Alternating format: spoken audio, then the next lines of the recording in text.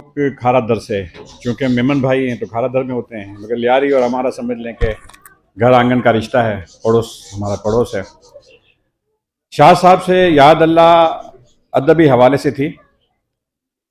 शाह साहब चूँकि एक अदबी घराने से ताल्लुक़ रखते थे, उनकी वालदा बलोची ज़बान की पहली साहिब दीवान शायरा थी। तो शाह साहब को गलियों में खेलने कूदने का ज़्यादा मौका ना मिल सका। वालदा ने कान पकड़ के उनको तालीम की तरफ लगाया और शाह साहब मास्टर्स की डिग्रियों तक पहुँचे। वो एक हुमा जहत शख्सियत थे, सहाफ़ी, अदीब, मुसन्निफ़ और फ़नकार, हर खूबी उनके अंदर थी। शाह साहब ने अपनी तालीम का भरपूर फ़ायदा उठाया। उनका मुताला बहुत वसी था और जिस कदर मुताला वसी था उसी कदर उनका मुशाहिदा भी वसी था, लिहाजा वो बेथकान लिखते थे और बहुत बहुत खूब लिखते थे।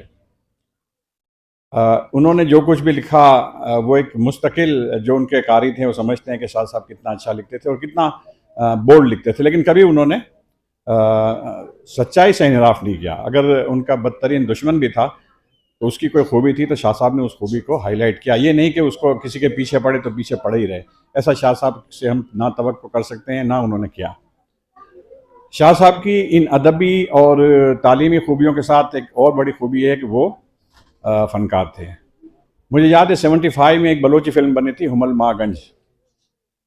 तो उस ज़माने में हमारे यहाँ पंजाबी फ़िल्में तो आती ही थी और पश्तो फिल्में भी बनना शुरू हो गई थी। यूसुफ खान शेरबानू एक फ़िल्म बनी थी। तो जब बलोची फ़िल्म हमल मागंज बनी तो बलोचों ने एतराज़ किया, कहा कि भाई ये दोनों फिल्में जो हैं वो उन कल्चर्स की नफ़ी करती हैं। जो उन पंजाब का कल्चर है, जो सूबाई सरहद का कल्चर है, वो अपनी जगह है, लेकिन चूँकि हॉट स्टफ़ डालना पड़ता है फ़िल्म में, कमर्शियल स्टफ़, इसकी वजह से फिल्मों में उनके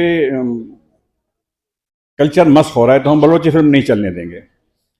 तो वो 75 का दौर था। उसी ज़माने में मेरे वालिद साहब का इंतकाल हुआ था। तो मैं मेवाशा कब्रिस्तान हर जुमे को जाता था, तो वहाँ एक एक कब्र पे लिखा हुआ था कि बलोची फ़िल्म नहीं चलेगा। तो बलोचों ने वो फ़िल्म नहीं चलने दी। तो मैं शाह साहब से अज़राए तफन्नुन कहता था कि शाह साहब आपका किरदार उसमें विलन का था, आप जचते नहीं उसमें, क्योंकि आप तो हमारे लिए हीरो हैं तो हीरो ही रहेंगे। तो बहरहाल शाह साहब मुस्कुरा देते थे। सैयद ख़ानदान से ताल्लुक़ था। सैयदों, हमारे माशरे में सैयद की जो कदर है तो वो एक दूसरी सिमत भी जा सकते थे, लेकिन शाह साहब मज़हब में कमर्शलिज़म के ख़िलाफ़ थे। एक दफ़ा मैंने उनको एक बात सुनाई थी कि मेरे चचा ने कहा था कि मस्जिद जो है वो अल्लाह का घर है मगर मुल्ला की दुकान है। तो शाह साहब ने इसको बहुत पसंद किया था कि ये बात बिल्कुल 100% है। तो बहरहाल शाह साहब जो थे वो हमेशा हमारे दिल में रहेंगे। बहुत ही शफ़क़त वाले इंसान थे। और अब उनका भतीजा जो है वसीम शाह, ये हमारे ग्रुप में है और बहुत ही नाइस और फरमाबरदार किस्म का बच्चा है। वही तरबियत ख़ानदानी जिसे कहते हैं। और लतीफ़ साहब के बारे में अर्ज़ करूँ कि उन्होंने बेशुमार किताबें लिखी। एक किताब उन्होंने मुझे इंतहाई मोहब्बत से लियारी का मुकदमा दी थी, वो मैंने पढ़ी थी। वो भी मेरे लिए बाइस से फ़ख्र है।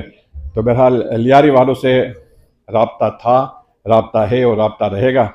और लियारी के अंदर जो बलोच मोहब्बत का फूल है, और अभी मैं शाह साहब से, हमारे जो भट्ट साहब इनसे कह रहा था कि इंडिया में एक चीज़ पे बहुत ख्याल किया जाता है, इसको कहते हैं महिला मान, औरत की इज़्ज़त।